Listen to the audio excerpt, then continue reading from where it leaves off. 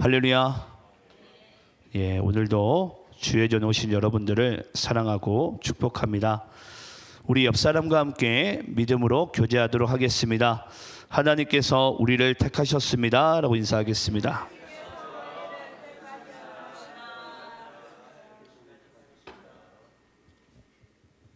오늘 하나님의 놀라운 은혜가 우리를 택하시고 부르시고 가장 선한 것으로서 채우심을 믿습니다. 자, 오늘 우리 신약성경 마가복음 강의 말씀을 이어서 나가도록 하겠습니다. 신약성경 마가복음 11장 우리 12절로 14절까지의 말씀입니다. 신약성경 우리 마가복음 11장 12절로 14절까지의 말씀입니다. 열매 없는 나무인데요, 우리가 이 말씀을 가지고 함께 은혜 받는 시간을 가지도록 하겠습니다. 자, 오늘 본문은 짧으니까 우리 함께 합독을 하시면서 말씀을 읽도록 하겠습니다. 자, 12절로 14절 우리 합독하겠습니다. 자, 시작.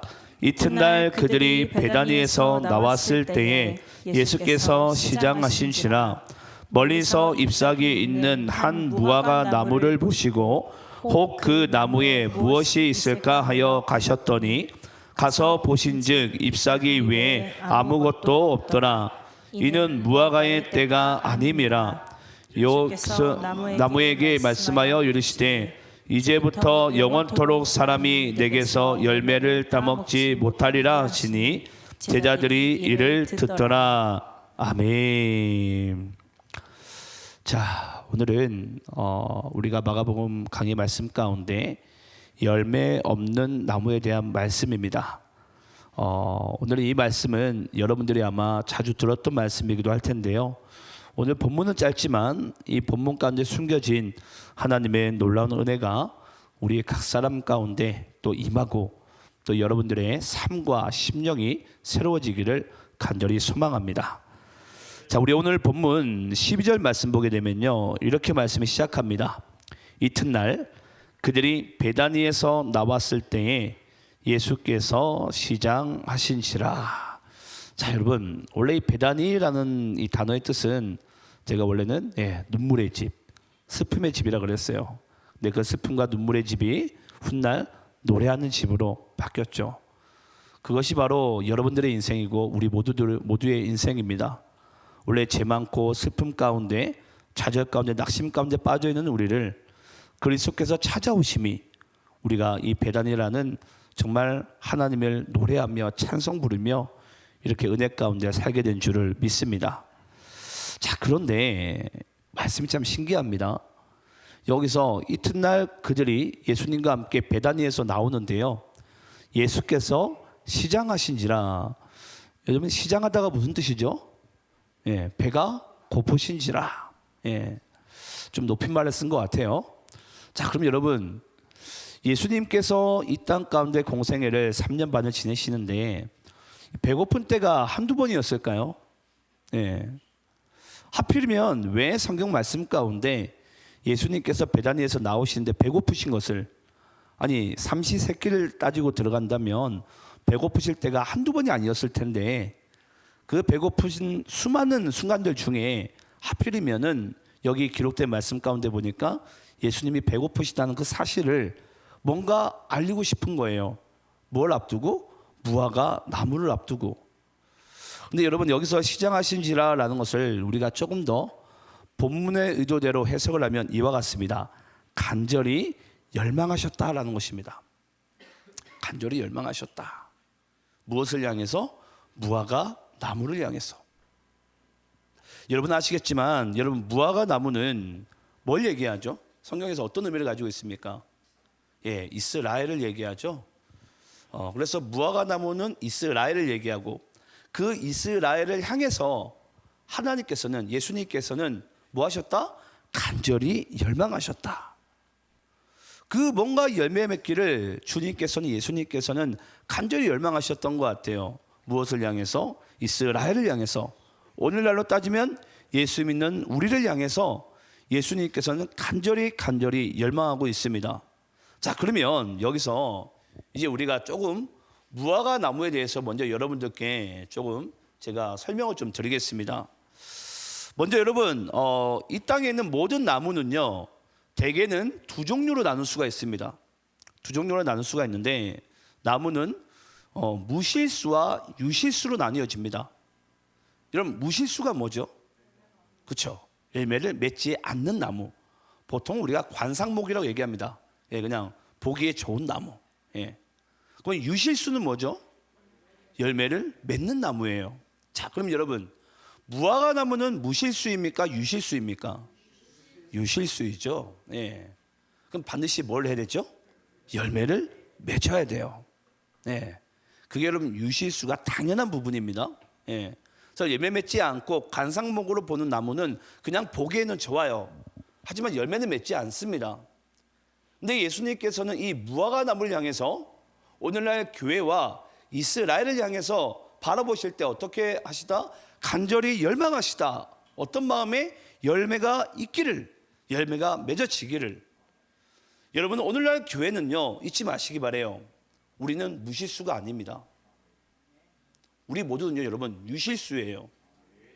그럼 우리를 통해서 예수님이 보시기에는 간절히 뭘 열망하시겠죠? 열매 맺기를 원하시는 거예요. 예, 왜냐, 우리는 무실수가 아니고 무화과 나무이기 때문에. 그래서 우리는 반드시 어찌 보면은 열매가 맺어지는 인생 가운데 살아가야 됩니다.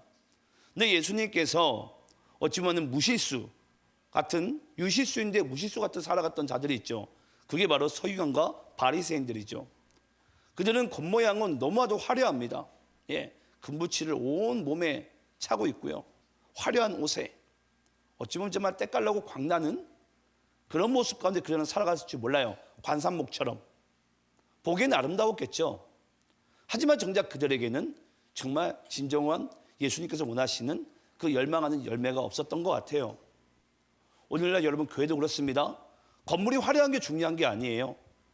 여러분들의 인생에 그것 또한 관상목처럼 그런 화려함과 아름다움을 주님께서 우리에게 원하시기보다는 정말 유실수는 열매가 없다면 여러분 그 나무 자체가 더 이상 유실 수 있는 이유가 없는 거죠. 예. 그걸 우리가 먼저 주님 안에서 반드시 알아야 됩니다.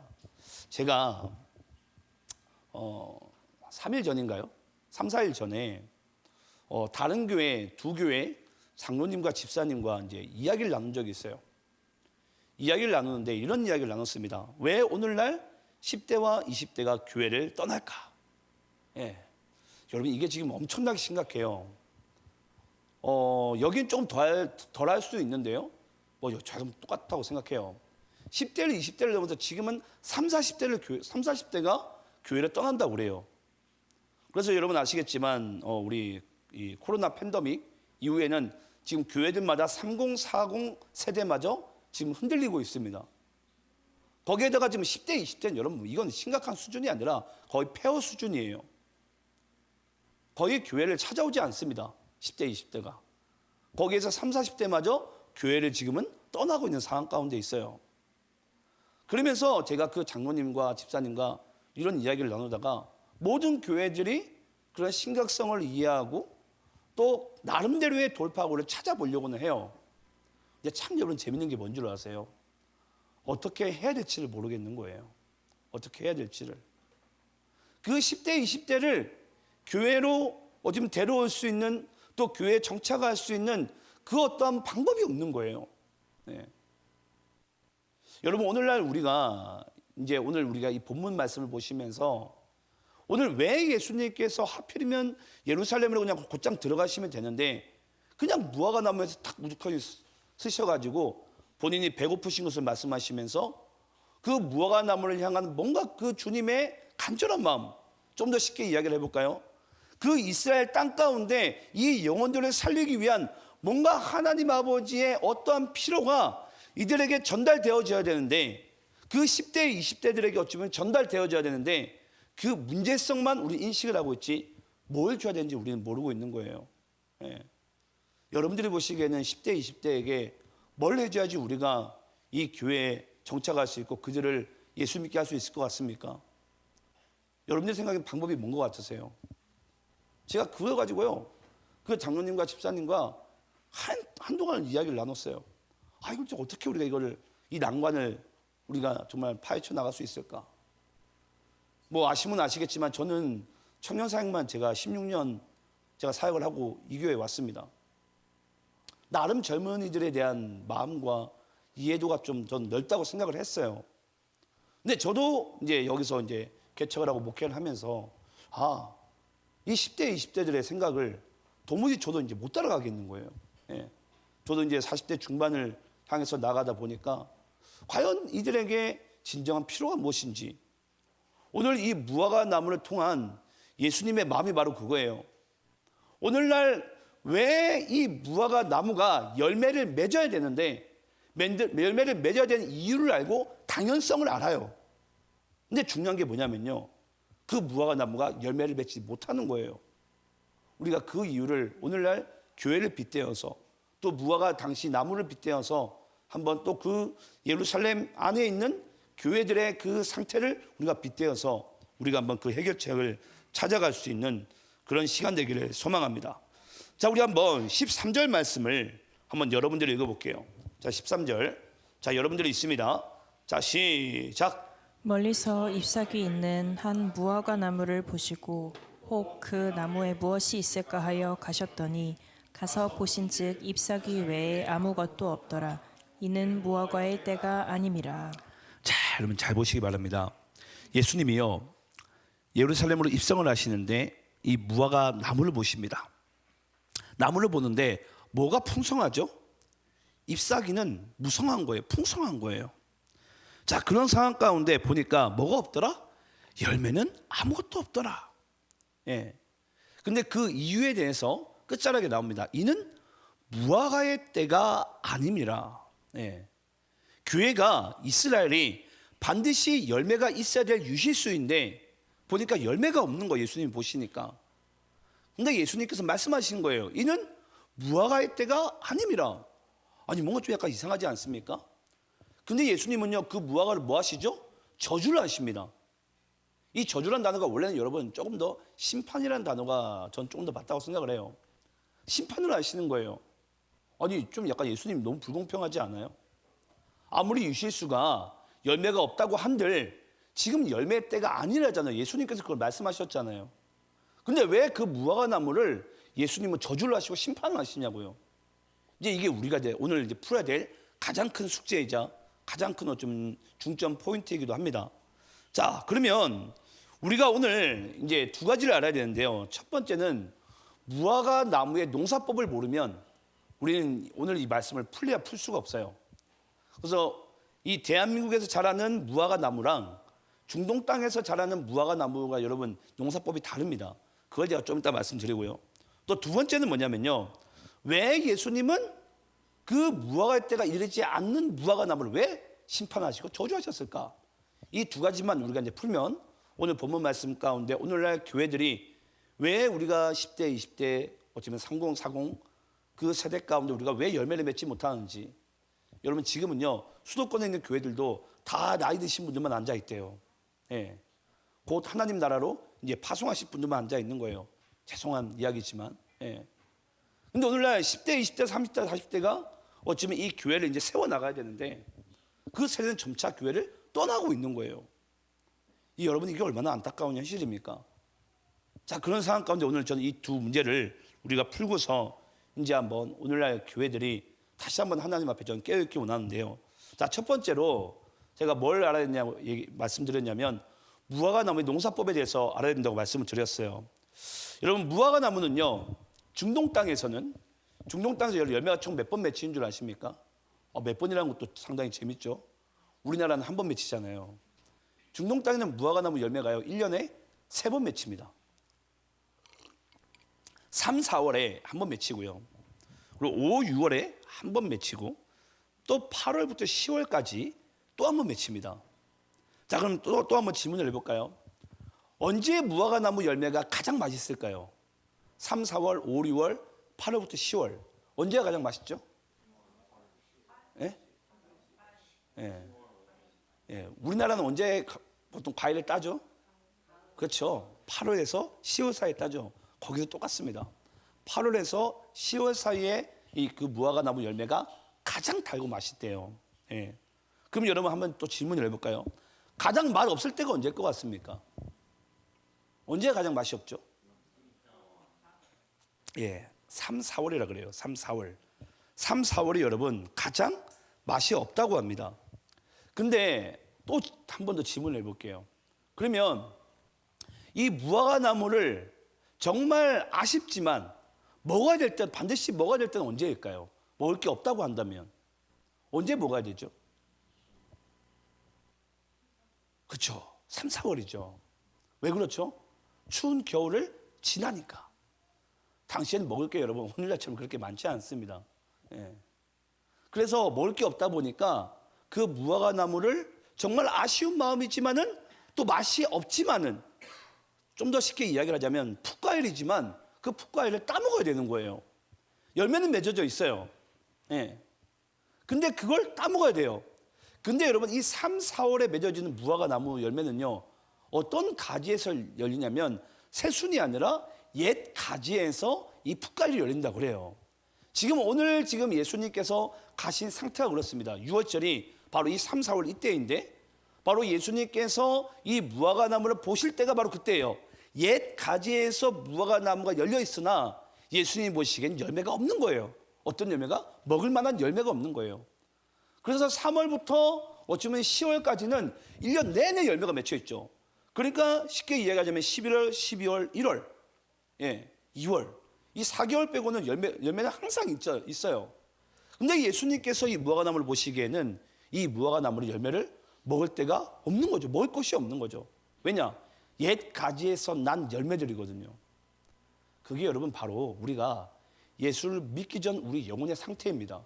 옛 가지의 상태. 그럼 반드시 여러분 옛 가지는 뭐 해야 되죠? 원래는 여러분 농사를 해보셨는지 모르겠는데 옛 가지를 농부들이요 다 잘라버립니다.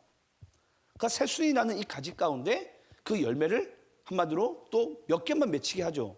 그래야지 과실이 가장 맛있죠. 그래서 가지들을 가지치기를 합니다. 농부들이 먼저. 그리고 난 다음에 열매가 맺히게 해요. 자, 그러면 여기서 우리가 좀 알아야 될 게 뭐냐면 이 풋과일을 먹게 되면요. 그때 당시에는 뭐 배가 고프니까 먹었지 이건 뭐 거의 뭐 예. 그래서 저는 실제로 좀 먹어봤습니다. 제가 2월 달에 제가 성지순례 가가지고 한번 이 이제 덜 익은 무화과 나무 그 주스랑 생과일 주스랑 석류 주스를 제가 먹은 적이 있어요. 뭐 이거 뭐 거의 뭐 상상을 초월하더라고요. 제가 이걸 어디서 먹었었냐면 그 예수님이 시험 받으신 시험산 있잖아요. 거기 제가 먹었거든요. 사진을 좀 볼까요 한번? 예. 이 사진 말고, 예. 예, 여기가 저기 보면 누런 산 있죠. 저 누런 산이 예수님이 광야에서 마귀에게 40일 동안 시험 받은 산이에요. 실제 시험 받은 산. 그 산 앞에 보면 저기 앞에 보면은 이제 저기 꼭 생과일 주스를 짤 것 같은 그런 집이 보이죠. 제가 저 집에서 먹었어요. 자, 저 집에서 먹었는데, 예, 이건 제가 구글에서 제가 지금 지도로 따온 겁니다. 따왔는데 보니까 저기서 이 풋과일을 먹는데 그 사람이 그러더라고요. 저한테 지금 맛이 없다고. 제가 인상을 확 쓰니까 지금 맛이 없대요. 제가 저것 때문에 제가 뭐라고 되죠? 제가 이틀 동안 제가 설사했어요. 예. 뭐 어쩔 수 없이 먹긴 신기해서 먹었는데 정말 예, 떨버가지고 못 먹겠더라고요. 근데 그 사람이 그러더라고요. 8월 달에 오면 맛있어. 한국말을 어설프게 따라하면서 이야기를 하는 거예요. 이제 8월 달에 뭐 갈 수가 있어야죠, 그렇죠? 예. 제가 그때는 2월 달에 갔으니까. 그러니까 그때는 여러분 아시겠지만은 옛 가지에서 난 이 무화과 나무 열매가 맛이 없습니다. 자, 그러면 아까 우리 무화과 사진 1번 좀 볼까요? 여러분 이게 바로 중동 땅에서 열리는 무화과가 이렇게 열려요. 우리나라에서는 보통 이렇게까지는 안 열리죠. 근데 여기는 어마무시하게 열립니다. 한 나무에. 엄청나게 많이 열려요, 많이. 근데 여러분 아시겠지만 여기에도 보면 잘 익은 게 있고 덜 익은 게 있죠. 예. 제가 보기에는 아마 한 5, 6월쯤 되지 않았을까라고 생각을 해요. 예. 자, 그러면 여러분 무화과가 만약에 잘 익게 되면 어떻게 되죠? 우리 2번 사진 볼까요? 이렇게 벌어지잖아요. 예. 벌어지면 그 벌어지는 안에 이제 과실이 상당히 맛있습니다. 제가 사진을 제가 가져온 이유가 뭐냐면 아마 여기 있는 분들 중에 무화과가 뭔지도 모르는 사람이 있을 것 같아서 제가 사진을 제가 보여드리는 거예요. 자, 그러면 여러분 잘 보세요. 결국은 이 무화과 나무 열매는 잘 익을 때 먹지 않으면은 맛이 없을 수밖에 없고, 예수님께서는 어찌 보면은 그 무화과 나무가 이미 아직은 잘 익지 않은 열매 상태에서, 그 가지의 상태에서 풀만 무성한 것만 예수님께서 보신 거예요. 그럼 누가 보더라도 여러분, 지금 이 무화과 나무가 제대로 된 맛을 낼 수 있는 열매를 맺을 때는 아직까지는 아닙니다. 자, 그러면 왜 예수님은 누구라도 뻔히 알 수 있는 그 상태를 왜 여러분 성경 말씀 가운데 왜 기록을 했을까요? 왜 하필? 그러면서 왜 저주를 했을까요? 이게 이제 우리가 아까 얘기한 두 번째 이제 우리가 풀어야 될 숙제입니다. 여러분, 우리가 이걸 알아야 돼요. 아까 우리 이는 무화과의 때가 아니라, 여기서 말하는 때는 뭘 얘기하죠? 예, 물리적인 크로노스의 시간이 아니라 의미적인 카이로스 시간 얘기해요. 한마디로 예수님께서 이 땅 가운데 오신 그때가 바로 여러분 여기서 말하는 진짜 카이로스 때예요. 때. 바로 여러분 오늘날 여러분들이 예수를 믿는 그때가 바로 이때입니다. 무화과 나무가 진짜 제대로 맛을 낼 수 있는 때. 어찌 보면 이때 당시에 여러분 무화과 나무 때는요, 아직까지 열매를 얻을 수 없고 맛을 낼 수가 없어요. 왜냐? 옛 가지에서 무화과 나무가 열렸기 때문에. 한마디로 죄인이, 장인이 한마디로 눈먼 자를 인도해낼 수가 없는 거예요. 그런데 오늘날 여러분 우리는 어떻습니까? 우리는 이미 눈을 떴어요. 바디메오가 눈을 떴다고요. 그럼 우리는 이제 옛 가지가 아니라 새 순이 났어요. 왜냐? 우리는 나사렛, 넷제르, 이 넷제르가 가지란 뜻입니다. 새로운 가지에서 난 다윗의 자손 그리스도를 믿는 우리는 이제 우리도 새 순이 나왔기 때문에 우리도 진정한 열매를 맺을 바로 그때가 바로 이때라는 거예요. 한마디로 저 때는 우리가 과실을 맺을 수가 없지만 예수 믿고 있는 우리 이때는 한마디로 우리가 예수를 믿을 수가 있고 열매를 우리 맺을 수가 있는 바로 그때입니다. 여러분 재밌는 게 뭔 줄 아세요? 오늘날 이때가 바로 그때인데 지금 오늘날 교회들에게 열매가 없다라는 것은 여러분 이건 어찌 보면 있을 수가 없는 일이에요. 있을 수가 없는 일. 네. 반드시 열매가 있을 수밖에 없는 때예요.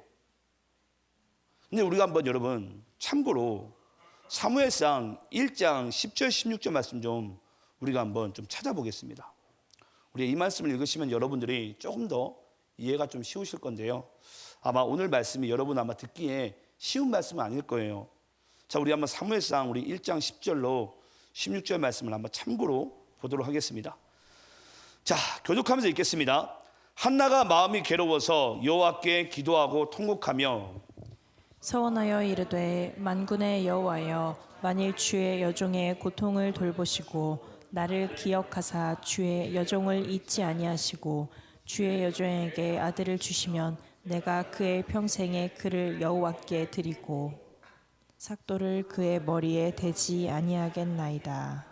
그가 여호와 앞에 오래 기도하는 동안에 엘리가 그의 입을 주목한즉 한나가 속으로 말하매 입술만 움직이고 음성은 들리지 아니하므로 엘리는 그가 취한 줄로 생각한지라.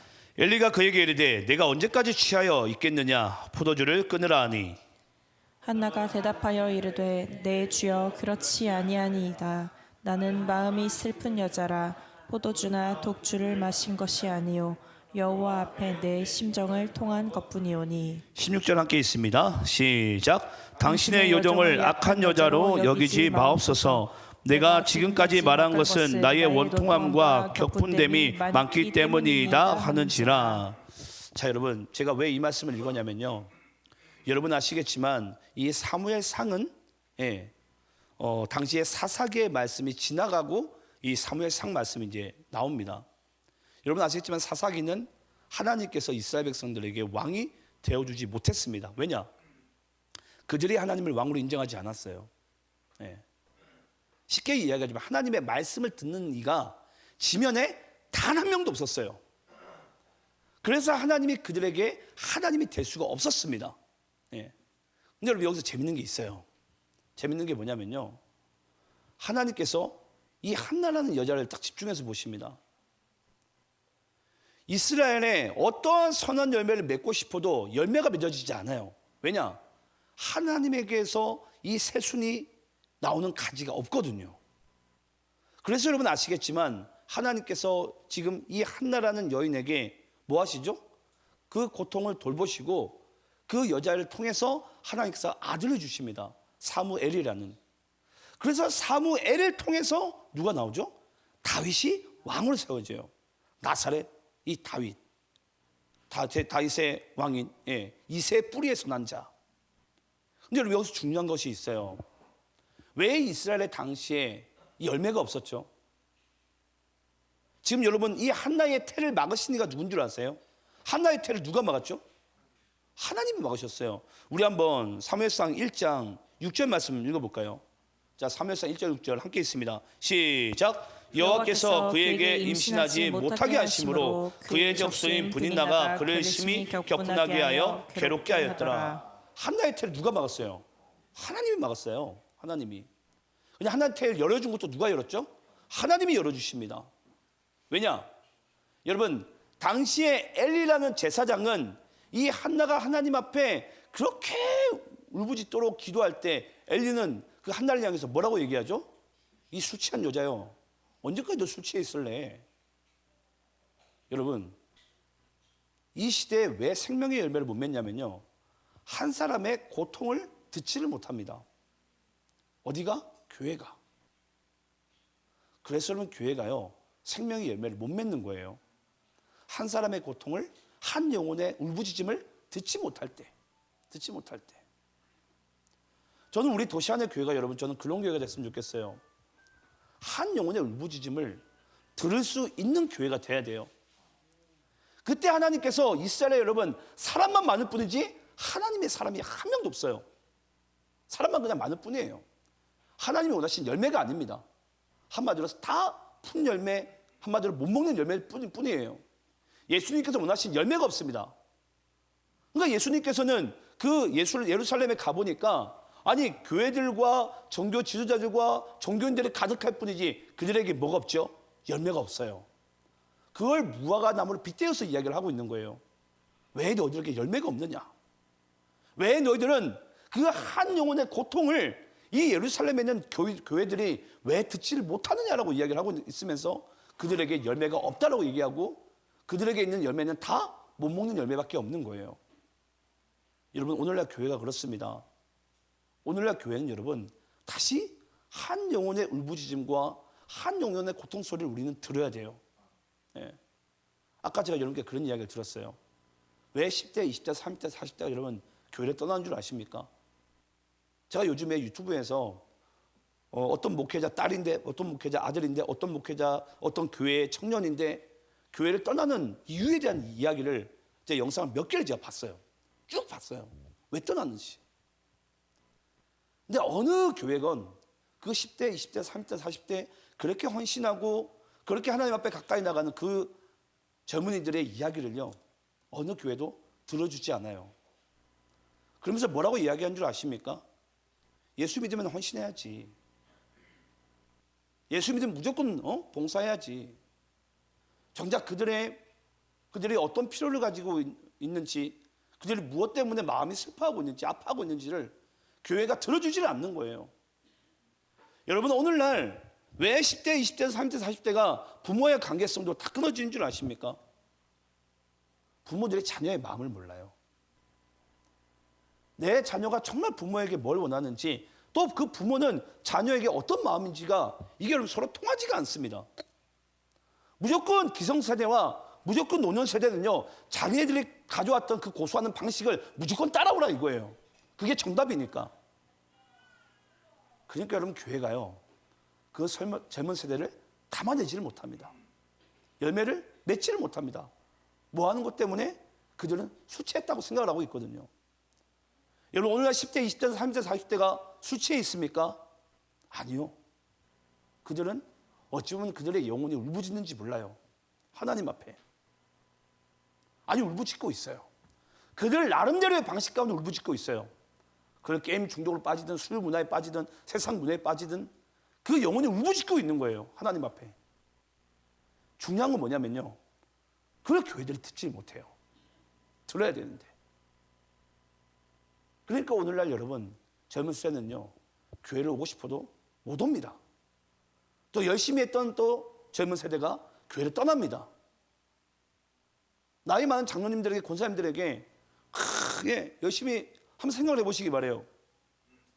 우리 교회도 보면 여러분 아시겠지만 찬양팀들이 다 뭐 어린애들이에요. 예. 열심히 사역하거든요.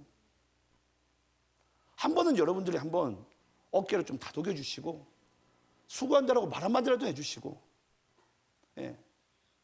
제가 여기 앉아 있는 제가 기획부장님에게도 말씀드리자면 서울에서 매주 내려오세요. 예. 근데 기획부장님이 아시겠지만 우리 교회 모든 행사나 다 주관해요. 좀 모여달라고 함께 하자고 연락을 드리면 뭐가 그렇게 뭐가 많으세요. 여러분 그런 이야기들을 우리가 좀 하고 할 때 여러분 좀 들어주셨으면 좋겠어요. 누구의 이익이 아니라 누구의 어떠한 뭔가 우리가 손익이 아니라 정말 하나님의 교회를 위한 것 아닙니까? 예. 근데 다들 제가 너튜브 영상에서 교회를 떠나는 젊은이들이 하소연하면서 올린 영상들을 보니까 어느 교회도 자기들의 이야기를 들어주지 않는데요. 제가 그걸 보면서 저도 많이 회개했어요. 아, 나에게도 그런 모습이 있었겠구나. 나에게도. 예. 더 쉽게 이야기하자면 여러분, 이 엘리라는 제사장은 제사장만 있었지 이 한나라는 한 여인의 고통을 들어주지 못하고 뭐라고 오해하고 앉아있죠? 그냥 술 취했다고 그냥 오해하고 앉아있는 거예요. 네가 잘못됐다고, 네가 잘못됐다고. 여러분, 젊은 세대도요, 그 젊은 세대들이 가지고 있는 어떠한 아픔들이 있고 뭔가 문제들이 있을 거예요. 그걸 어쩌면 먼저 된 우리가 어쩌면 그들의 이야기를 들어줘야 됩니다. 무조건 의무감으로 책임감으로 교회에서 밀어붙이는 게 여러분 다가 아니고요. 그들의 이야기를 들어줘야 돼요. 뭐가 필요한지를, 뭐가 우리가 섬겨야 될지를.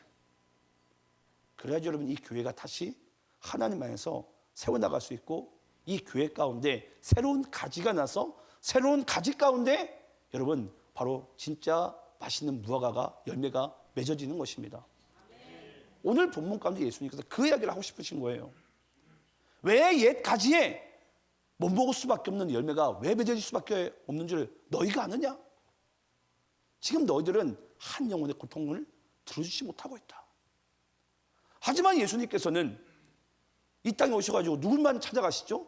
그런 우부짖고 고통 가운데 신음 가운데 있는 자들만 예수님은 찾아가세요.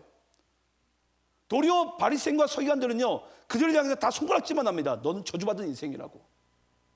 너희들에게는 도무지 희망과 소망이 없다고. 오히려 바리새인과 서기관들은 그런 사람들 저주하죠. 멸시하고 가까이 오지 못하도록. 하지만 예수님은 그들의 신음소리를 들으시러 이 땅 가운데 오신 거예요. 그들을 뭐 하시려고? 다시 회복을 시키시려고. 그래서 여러분 오늘날 저는 교회 안에 있는 모든 구습들을 우리가 악습들을 다 가지치기를 하고요. 정말 이 시대 가운데 하나님께서 오늘날 교회들에게 원하신 것이 무엇인가? 과연 오늘날 교회는 어떤 신음소리와 어떤 고통소리를 우리가 들어야 될지를 그걸 하나님 안에서 우리가 바르게 풀고 바르게 이야기될 때 저는 이 교회가 진짜 고통과 신음 가운데 있는 그런 영혼들을 다시 추수할 수 있는 그런 교회로 거듭나게 될 줄 믿습니다. 여러분 참 재밌는 게 뭐냐면요. 시간이 조금 갔지만 이 두 말씀만 찾고 오늘 말씀 마치겠습니다. 오늘 본문 말씀이 여러분 이 무화과 나무에 대한 비유에 대한 말씀이 오늘 우리 마가복음 11장에 보면요. 샌드위치 구조로 되어져 있습니다. 샌드위치 구조가 뭐냐면요.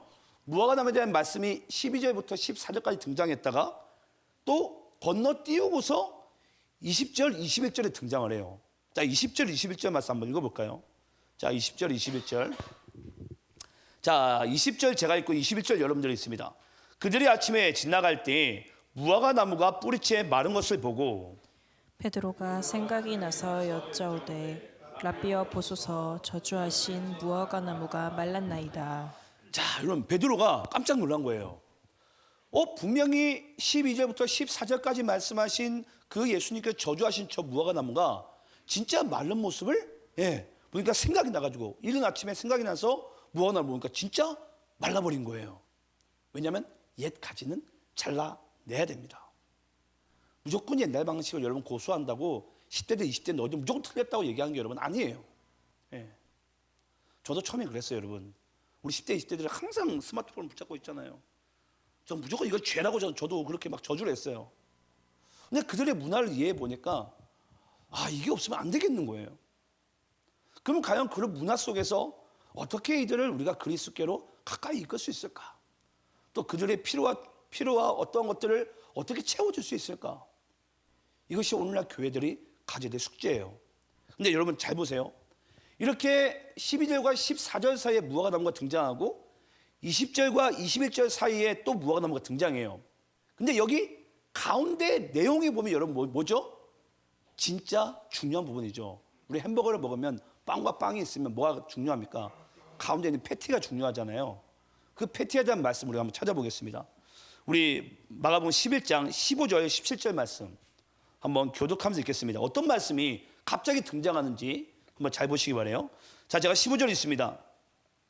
그들이 예루살렘에 들어가니라 예수께서 성전에 들어가사 성전 안에서 매매하는 자들을 내쫓으시며 돈 바꾸는 자들의 상과 비둘기 파는 자들의 의자를 둘러 엎으시며 아무나 물건을 가지고 성전 안으로 지나다님을 허락하지 아니하시고 17절 함께 있습니다. 시작. 이에 가르쳐 이르시되 기록된 바 내 집은 만민이 기도하는 집이라 칭함을 받으리라고 하지 아니하였느냐. 너희는 강도의 소굴을 만들었도다 하시매.